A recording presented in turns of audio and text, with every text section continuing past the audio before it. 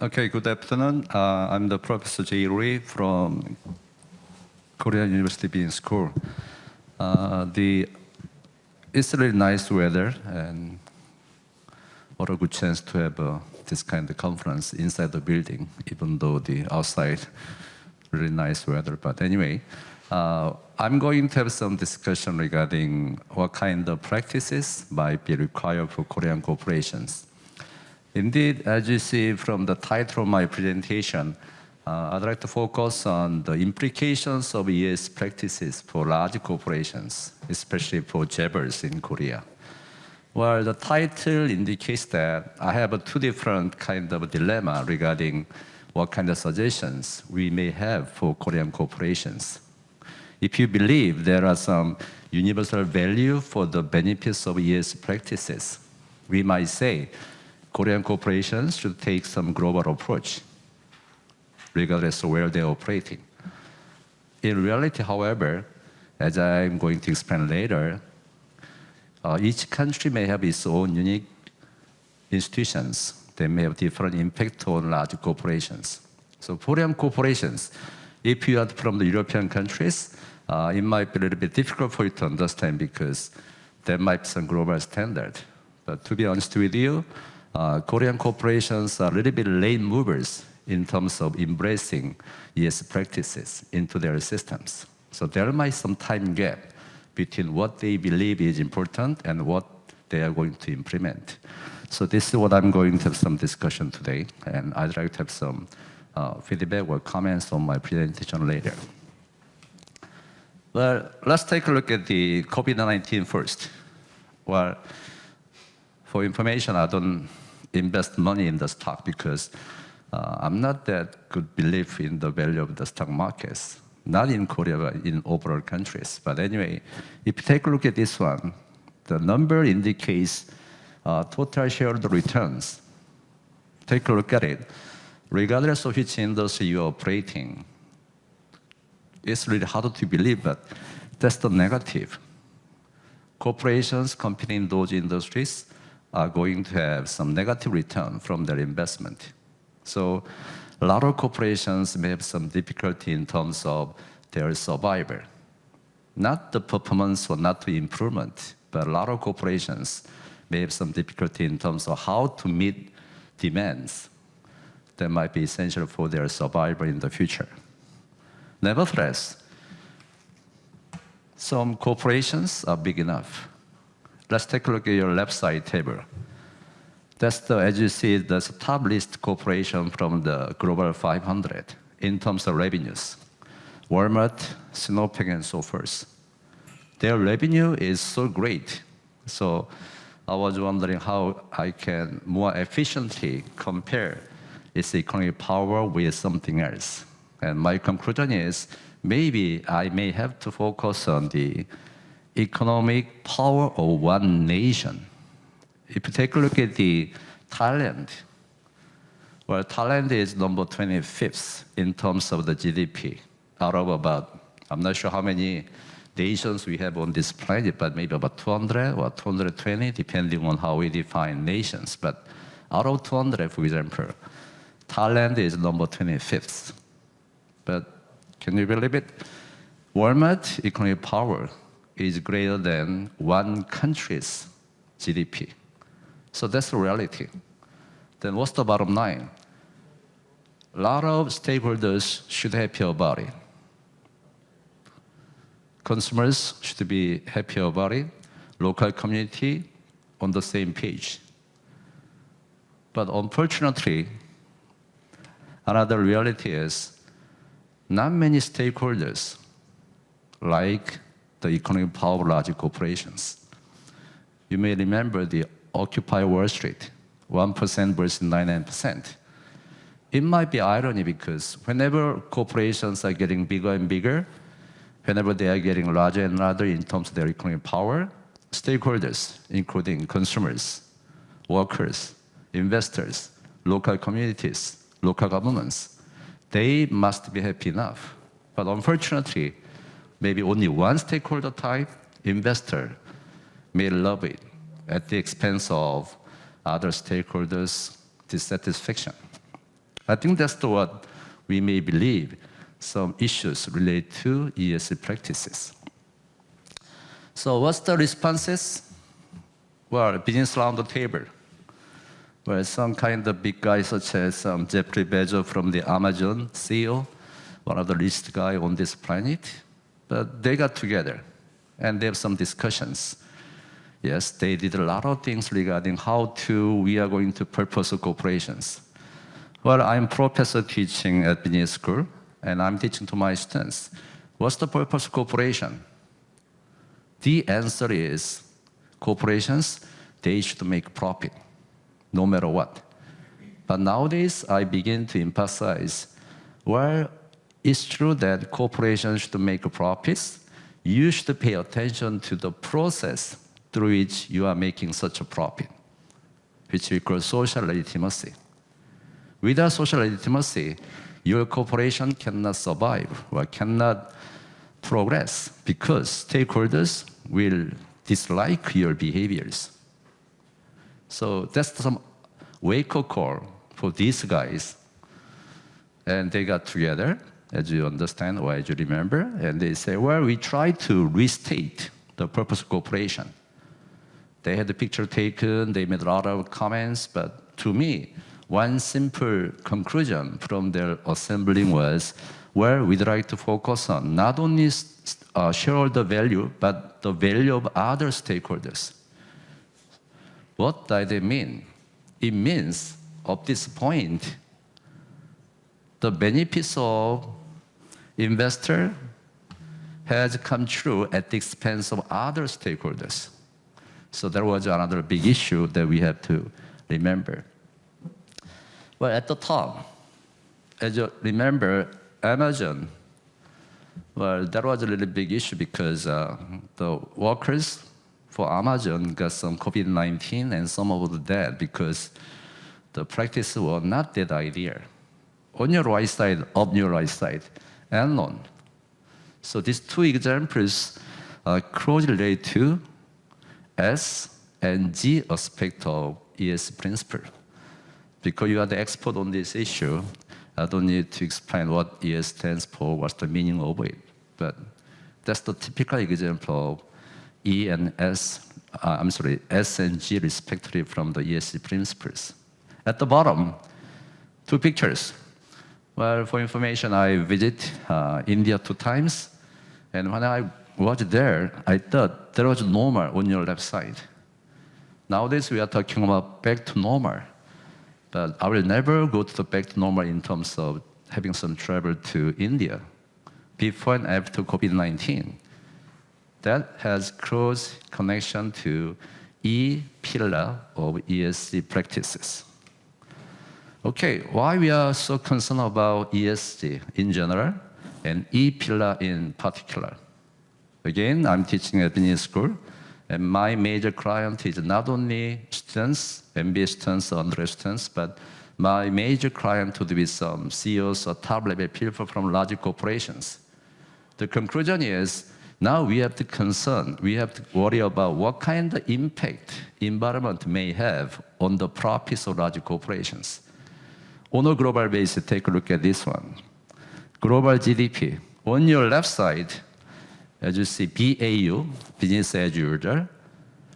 Rather, on your right side, global conservation. Depending on what kind of path you are going to take, the ultimate outcome is so different. So my first hunch is, yes, ESG might have some global values. There might be some consensus.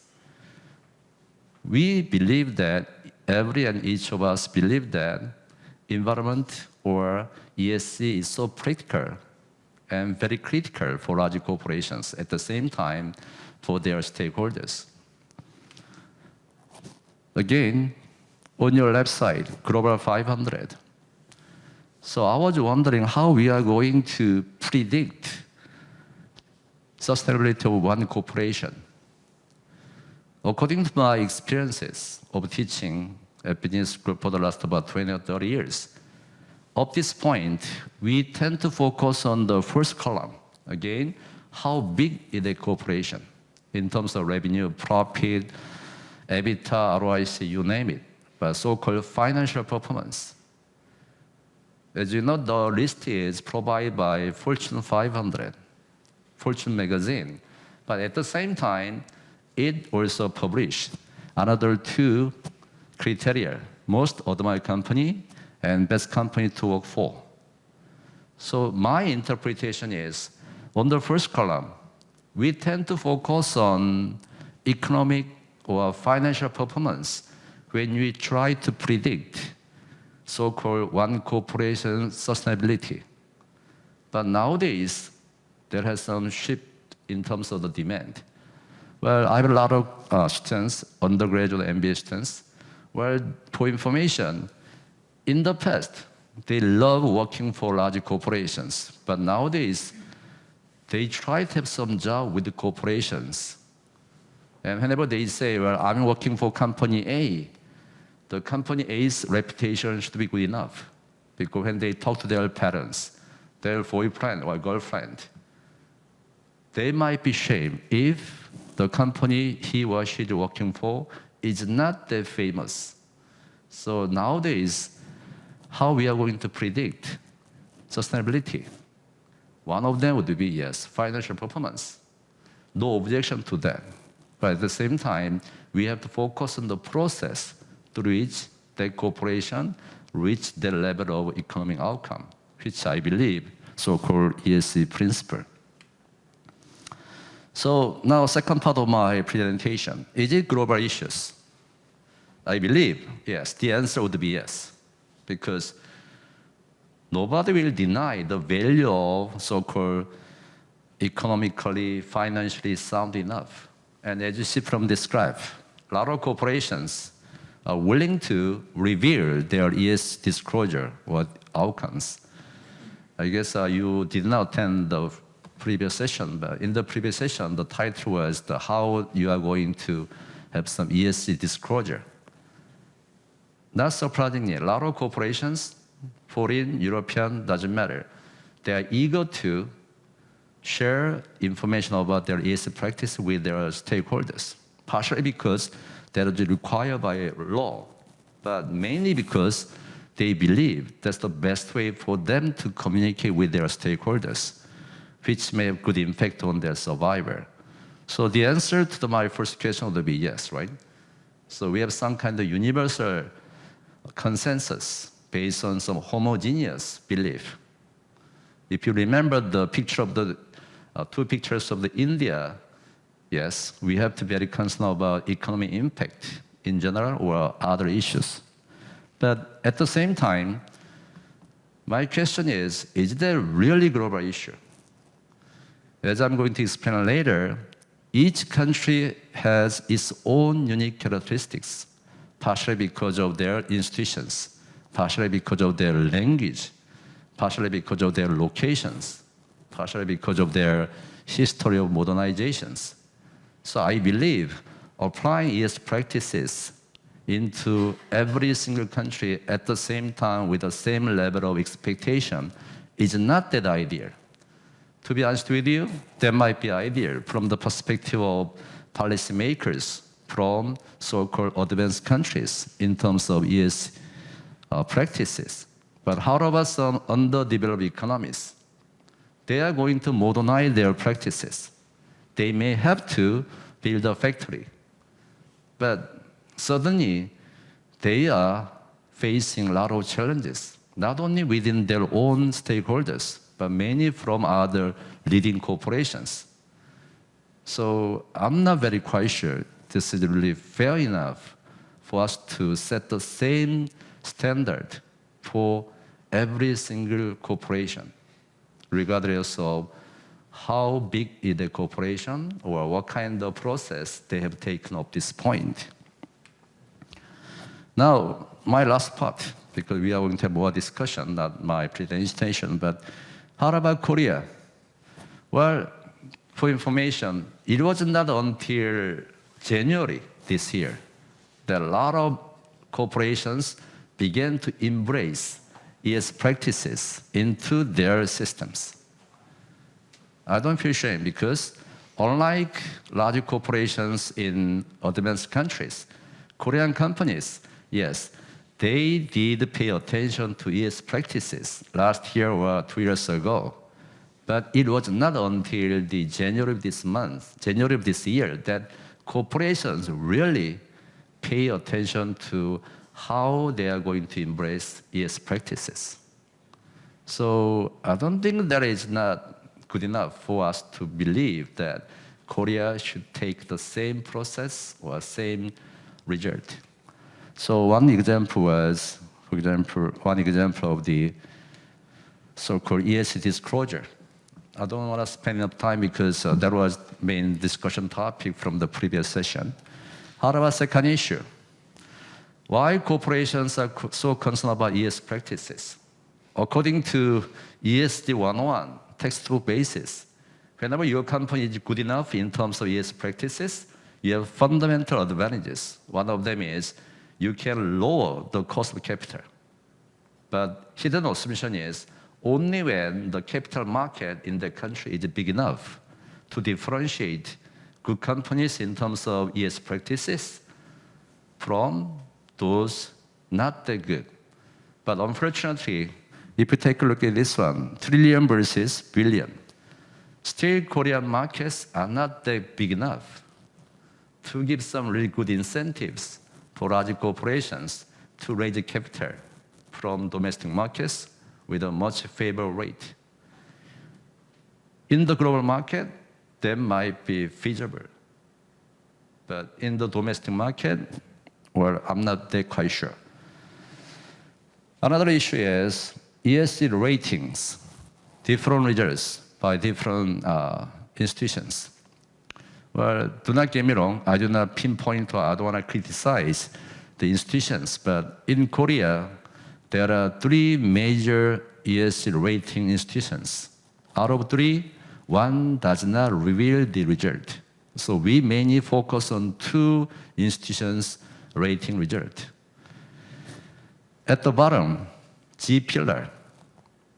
It might be shame, but a lot of rating systems in Korea kind of outdated. So as you see, the variance of scores wouldn't be that high. Whereas the variance of each score is so huge.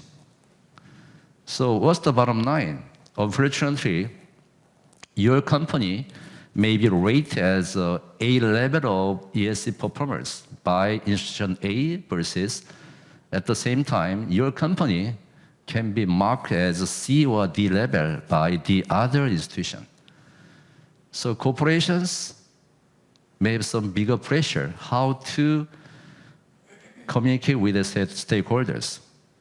So what's the bottom line? My guess is a lot of corporations may publish thicker and thicker book in which they incorporate almost every single information to satisfy every single institution in terms of rating. How about investors? Well, for information, nowadays I'm working with some institutions to revise ESG rating systems. When I read their report regarding sustainability, it takes almost 1 day to go through from page 1 to the last page. So investors, it's almost impossible for them to reveal the information from such a thick books. Then they have to rely on again rating result. But as I said earlier, there is not consensus yet. I do know that it's not only the Korean problems. It's the problem. Even some Sustainalytics, MSCI, their results are not that corresponding to each other. The intercorrelation was about 0.4, about 40%. Same problem that exists for Korean companies as well. So my final comment would be that's why Korean corporations may take some dual approaches. What a pity for them, right? They have to satisfy global initiatives. At the same time, they have to localize their practices.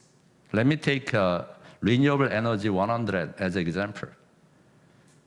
You know what that means, right? You are going to get some electricity from the renewable sources. What a nice approach. But in Korea, it was not possible until last month that consumers directly purchase electricity from private sectors. So practically, that was impossible. Then what kind of option does Korean company have? Only option is going abroad, where they can utilize renewable energy 100. So it's good that finally, last month, Korean companies have some new solution. But it's kind of pity because it took so long for the Korean government to revise the rule. For the time being, what kind of options Korean companies may have? Only one thing, wait and wait, or going outside. So can you say that Korean companies should take some global approach under this business environments? Well, maybe not. So that's why my conclusion is maybe dual approach should be required for large corporations. How about small and medium-sized enterprise? Well, compared to large corporations, they don't have enough resources, they don't have enough experiences. So Korean government should take different approach to help small and medium-sized enterprise survive in the so-called ESG era. So again, another dual approach might be required. Implication for large corporations, well, dual approach, I believe they should take.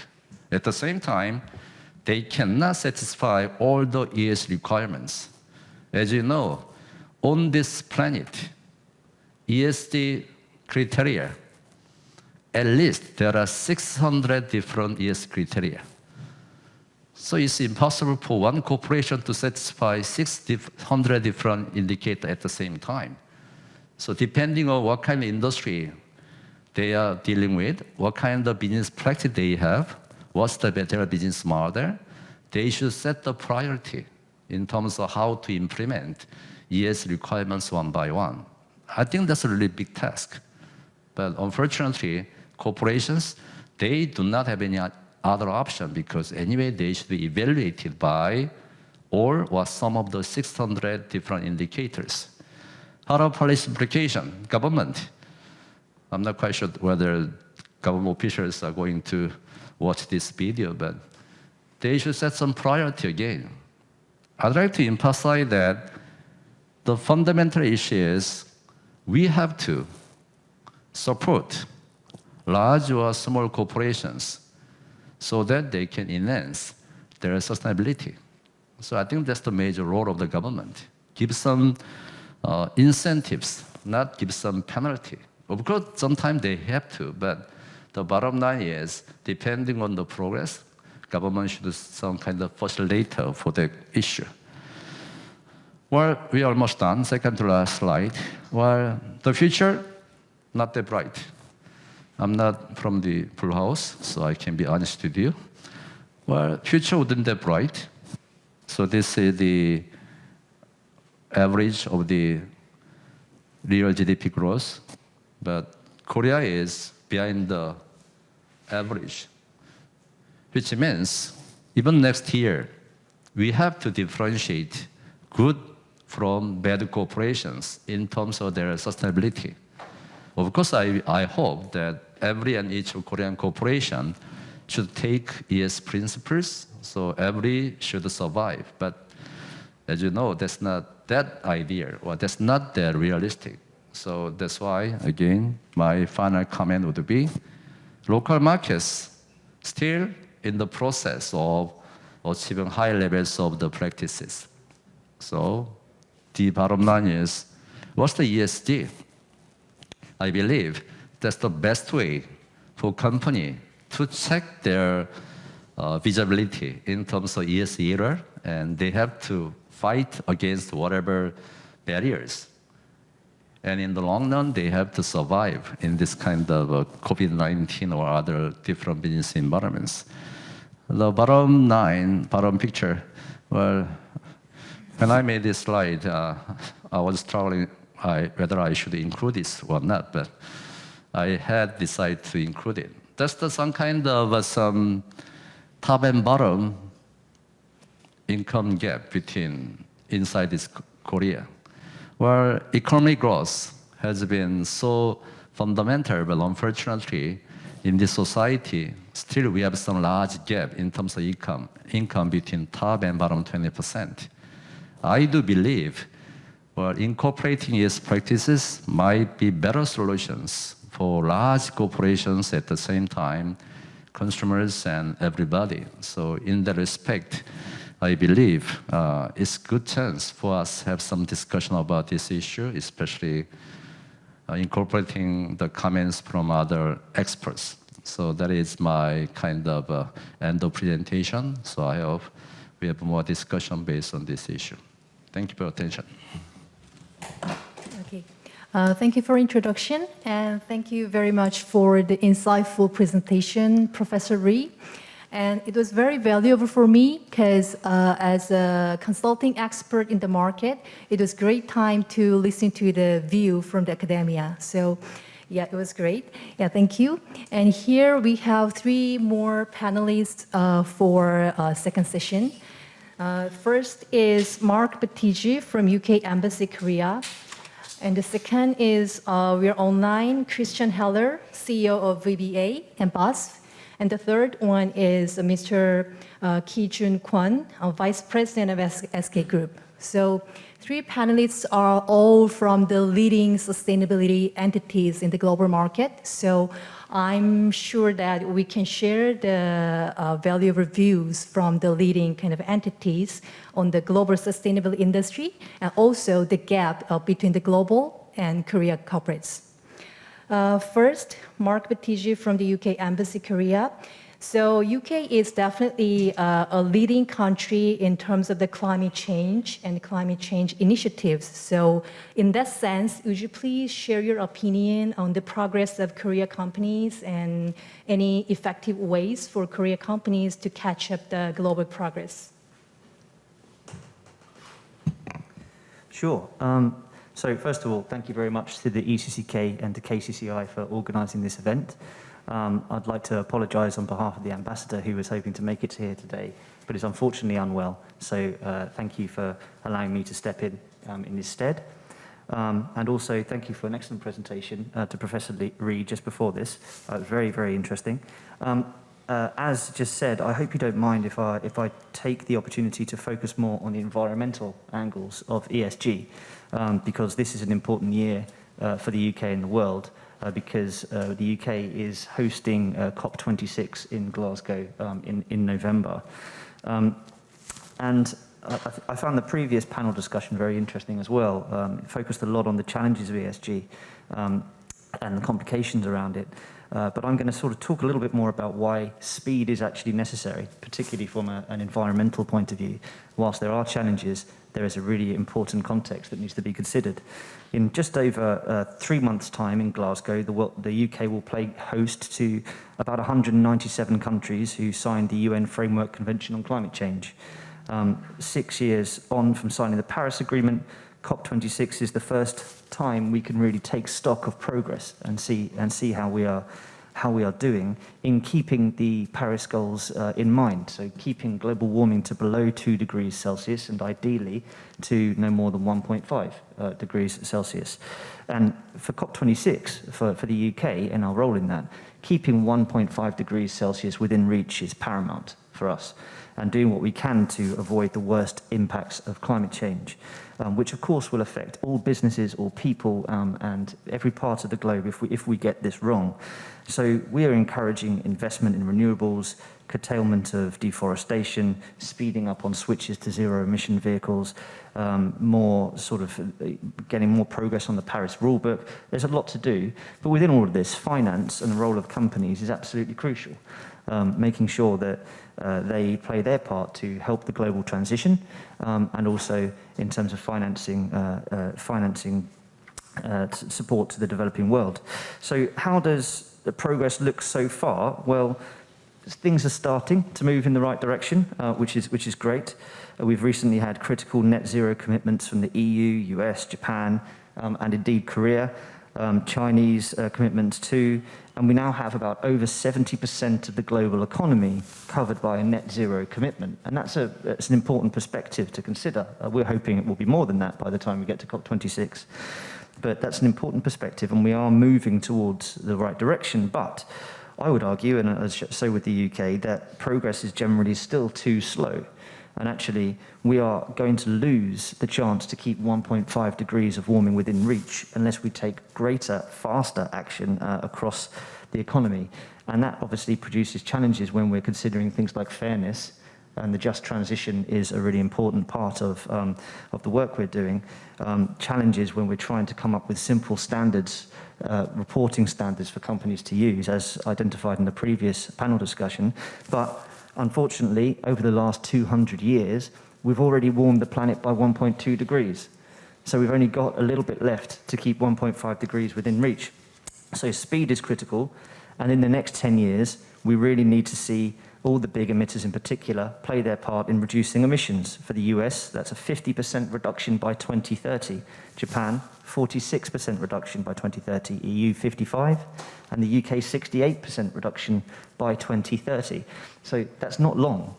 That's not a lot of time. And so it's important for us. We will continue to be pushing, as will the global community, Korea, to build on the excellent pledge President Moon recently made in tweaking and advancing and improving the nationally determined contribution that Korea currently has of 24% and moving it towards a net zero aligned 2030 target. So more, faster is what we're after from an environmental perspective. And thanks for indulging me. That's an important part of the context for the contention I'm about to make, which is that ultimately tackling emissions will become a matter of law and inescapable compliance for businesses. So this needs to be a core part of business strategy with a focus on 10 years at least, if not longer. In recent weeks, we've seen the G7 signal without doubt, for example, that the direction of the world's leading economies is to vastly reduce emissions by 2030. The G7 committed to explore as well a range of policy levers for pricing carbon. There's a range of options here that are going to be thought about. So there's carbon border taxes, TCFDs, nature disclosures were also mentioned in the previous panel discussion. There's a lot being considered and within not a lot of time. In the UK, we're already now planning to make TCFD mandatory across the economy by 2025, and we're expecting other global economies and big players to do something similar soon. This demand from the G7 amplifies what the world's biggest investors are increasingly demanding. Investors recognize the vast opportunities in the transition to the global economy and require greater assurance that their money is being guided to those companies which are engaged in the technologies and business models required for the 20th century, rather than focusing on the heavy emissions industries of the past. Industries are responding, and as such, we're seeing major economies adjust their trajectories. Some of the world's biggest companies now, Ford, Microsoft, Hitachi, some of those mentioned in the previous presentation, are recognizing that as well, that it's not just about scope 1 operational emissions or scope 2 purchased electricity. We're now talking net zero, and that means going much further and looking across the entire supply chain. And that puts a lot of pressure on manufacturers of every product, be that steel, semiconductors, batteries, etc., to vastly improve their approach to emissions. And there's requirements for the entire supply chain. In the UK, we are currently legislating through our Environment Bill to ensure, for example, that the UK's biggest companies have to conduct due diligence on all aspects of their supply chain to ensure that they're free of deforestation risk. So this is going to require Tesco, for example, one of our biggest supermarkets, to think about every product it sells in its store and ensure that it's risk-free when it comes to deforestation. That affects basically everything they sell, and it's a huge challenge for them. So the case for looking at all corporate strategies through this prism is now compelling. So within all of this, what do we think companies need to do next? Well, they need to be serious and act incredibly quickly from our perspective to support the global transition. As a first step, they should consider these new global standards and help support those global standards using verifiable and science-based targets to quantify and outline paths towards net zero emissions. So things like the Science Based Targets Initiative is the gold standard, for example. Net zero targets can also be enabled through compliance with globally available standards, as previously mentioned, RE100, the purchase of renewable energy to power corporate operations, or EV100, to transition corporate vehicle fleets. Corporates can and should be proactive. RE100 is an initiative that I've talked about on lots of occasions in the last 2 years, and often run into that same point that it's impossible for companies in certain places, particularly here in Korea. And as mentioned by the professor just shortly ago, things are changing, and that's great. There's now opportunities for companies to do more in that space. But we would also argue that it's important for the companies to help the governments change and to encourage the governments to change so that they can play their role within this reporting.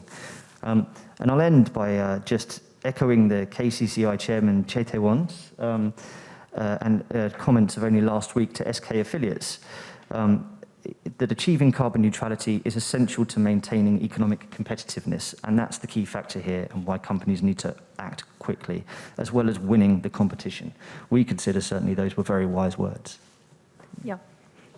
Yeah, thank you, Mark. And it was a great agenda to review our progress of the climate change integration. Okay, next is Christian Heller, CEO of BBA and BASF. And thank you for joining us online. And definitely, EU is the most advanced country in terms of the sustainability. I'm pretty sure that lots of corporates are already in advanced in terms of the ESG integration.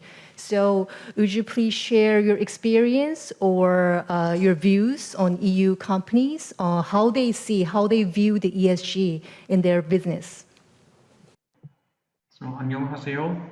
Many thanks for having me. Many thanks to KCCI and ECCK for running this event, because it's really a timely matter. And I think when we were listening to the speeches before, we see that the global economy needs to enter a huge transition.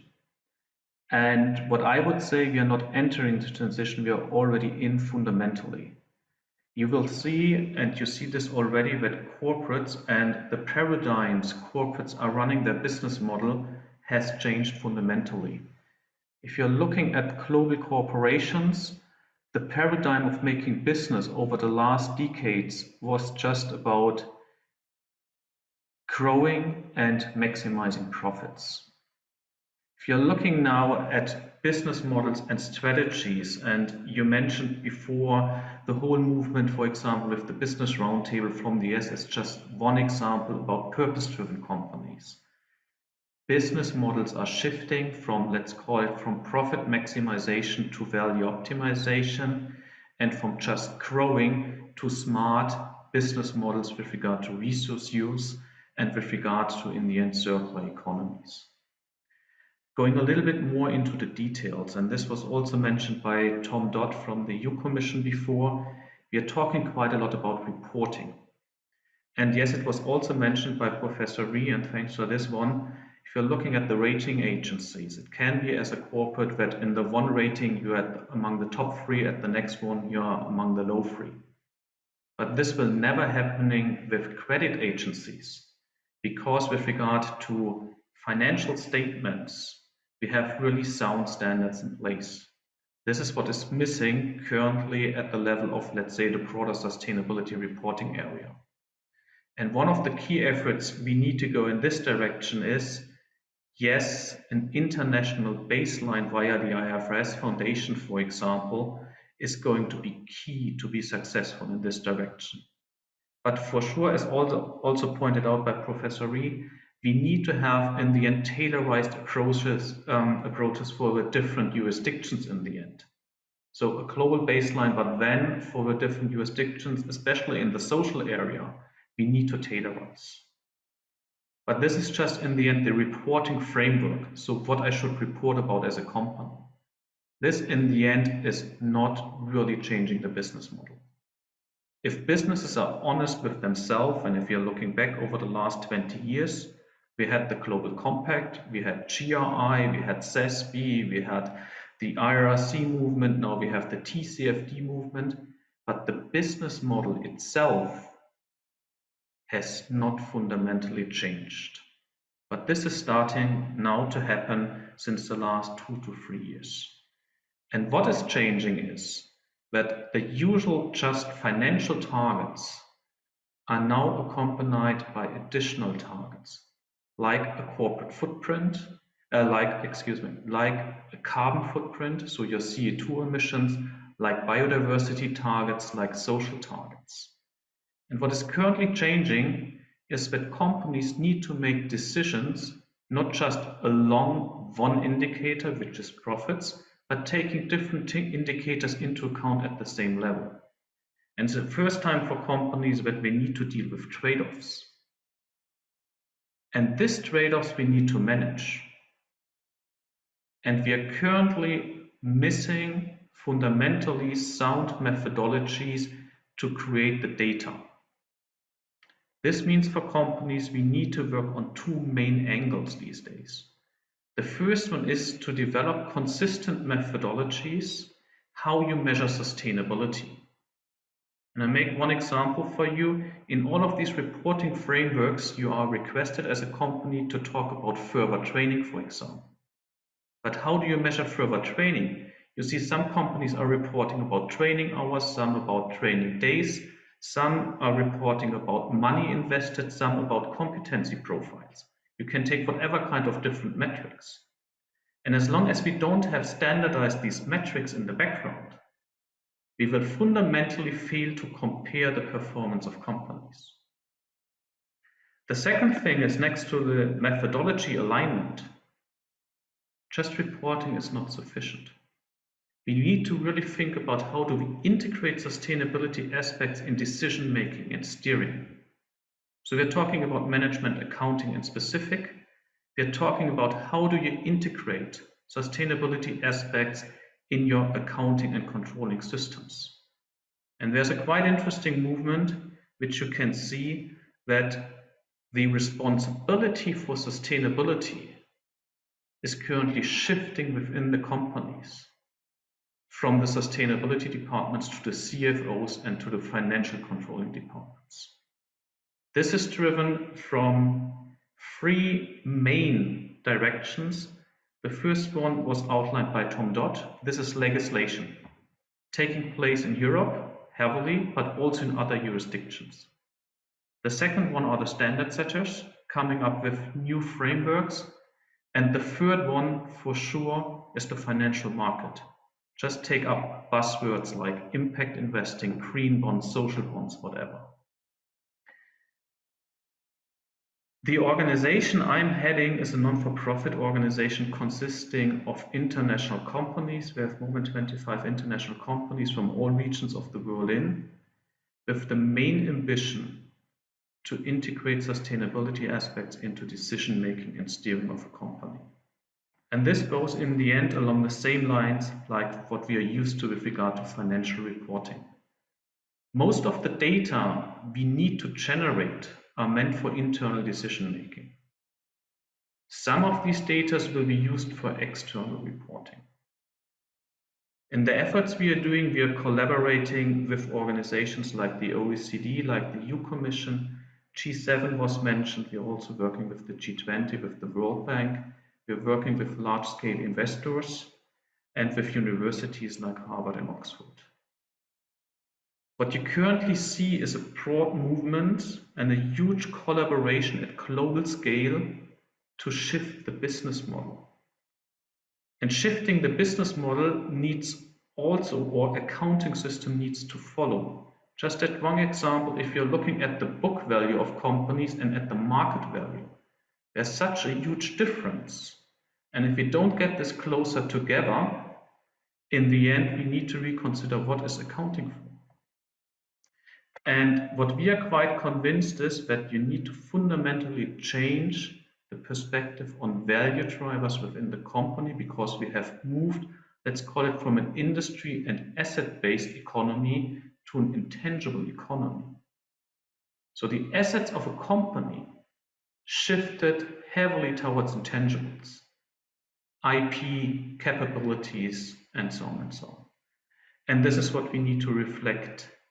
And Tom Dodd introduced, I think, a really, really valid concept, which is called the double materiality. So as companies, we should report two things. The first one is, what is the impact we are contributing to the wider society, to the wider economy, and to nature? It's all about, in economic terms, externalities.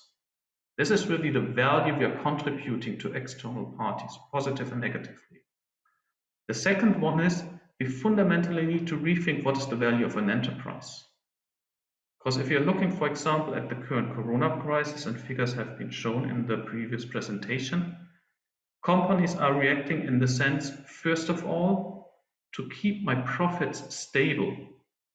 I'm going to reduce, make it a little bit more funny, cookies, coffee as a first sense. Then you're stopping to invest in donations. But when we're starting to look into our core processes, we are laying off employees as the first part. We are stopping investments into the green transition, like investing in new technologies. Why is this the case? Because in our traditional accounting system, the employee and investments in green transitions are just cost drivers, so a deduction for profits. And this, in the end, provides incentives and wrong incentives for financial market players where to allocate the capital. So we need to rethink what are positive value drivers within corporate accounting frameworks. We need to integrate forward-looking statements that in the end, the employees and investments into human capital are a positive asset. We need to think about how we make investments into green technologies are seen as an investment and an asset on the balance sheet. So we definitely need to work fundamentally in the complete understanding of the value of an enterprise. These are parts we are working on. This requires a really, really global collaboration because we are fundamentally talking about a system change, about our understanding what is the purpose and what is the value of a company. And therefore, I'm really, really glad that in my organization, we have SK and the Shinhan Financial Group in the end, to spread this global collaboration, to think for corporates, at least working on an international level, what means value creation. And for sure, here I'm fundamentally with Professor Rhee, we have in the end something like a global baseline, common values which are universal. Just think about human rights. But we need to be more specific and more tailorized and adapted for the local environments and ecosystems we are working in. And therefore, we need to have these intense discussions. What does greening the economy means? What does social justice means? And how do we integrate this within international companies, but also within international value chains? Many thanks. Thank you, Christian. Actually, from the opinion, Christian's opinion, actually, that reminds me that ESG is an agenda, great agenda for companies to transform the business and then to change the business to, reposition themselves as a great impact investing entity in the market. Okay, the last panelist, Mr. Ki Jun-kwon, Vice President of SK Group. And SK Group is actually, everyone knows that it's a leading company in Korea ESG landscape. But I believe that they still have some challenges to implement global ESG strategies into their business. So I would appreciate you share the experiences and then the biggest challenges if you have any. First of all, thank you very much, KCCI and ECCK, for inviting me to this exciting discussion. And thank you for your generous words, Ms. So let me briefly introduce our SK's business strategy regarding ESG. The most uniqueness of our business strategy is double bottom line management. We consider not only economic value, which is financial performance, but also social value, which is non-financial but social performance, by creating happiness for our stakeholders, by addressing their social problems through our business activities. And we measure this social value in monetary value. And then we incorporate this into our decision-making system. So we measure actually the whole of the positive and negative effect of our performance. For example, greenhouse gas can be measured as a minus effect, while some kind of assistant to our business partners or some vulnerable people could be a plus effect. So we try to remove or reduce the negative effect while we try to create and expand the positive impact to the environment and the society. So in order to pursue this social value, we have to consider the environment and we have to coexist with the society. And then we have to conduct very transparent business, which is pretty much same with the ESG. Thus, SK has been carrying out this philosophy under the title of social value. And when it comes to ESG management, we try to prevent devaluation and pursue revaluation of our corporate value. As the capital market demand and all of the external ESG initiative request, we have set up 30 ESG core metrics and 88 items to disclose. And then we assess it and we manage it. And we set up the long-term target and we try to identify specific tasks to achieve this target. So this is kind of a defensive dimension of our to remove the devaluation factor of our corporate value. And at the same time, as an aggressive dimension, we try to innovate our business model based on ESG, and then we implement mid to long-term strategy to achieve revaluation of our corporate value. For example, we recently entered to the hydrogen business, and we try to develop and expand our renewable energy business. And early this year, we acquired an eco-friendly business, such as water and waste management. So if I add a few more points, especially for the greenhouse gas issue, we are taking more seriously into account as it is the core competitiveness of our business. Hence, late last year, we were committed to Renewable Energy 100, and last week we have announced that all of the SK affiliates will jointly pursue the carbon net zero by 2050 minus alpha.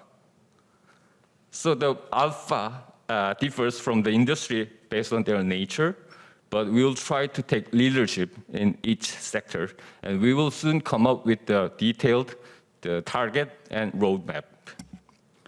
We think that carbon net zero is not just for risk management, but it can also create some kind of business opportunity. Hence, we will keep looking and developing eco-friendly technologies and businesses, and we would like to, and we will try to successfully transfer to the green business portfolio. Thanks. This is just an introduction, so if you have more questions, then please ask. Yeah, thank you very much. And as a leader,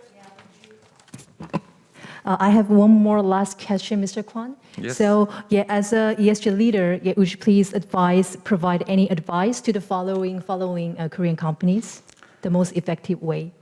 Yeah, but frankly, I don't think we are as good as you said to give the companies advice. But there must be some companies ahead of us, and that's why we are still keep trying to figure out some kind of a specific task like net zero. I think that ESG varies depending on the industries and your business nature, whether you are in the domestic market or import-export market, or whether you are big or mid-small companies.